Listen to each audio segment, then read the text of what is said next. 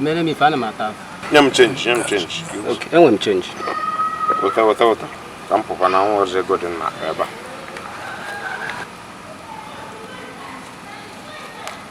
Change gele kan ye. Jesus! Apa na ni? Chalo. Ega ke data go na otu a. Nko ri kwanu nne. Ina so na nke ebulibu. Onwe efe na eme gị. Akwa gwago na enwe m change. Wole ga ati ya dị na akpa. Nye m wole ego mmejiri nya gị. E short ọrụ nya na ego ikpoju n'aka.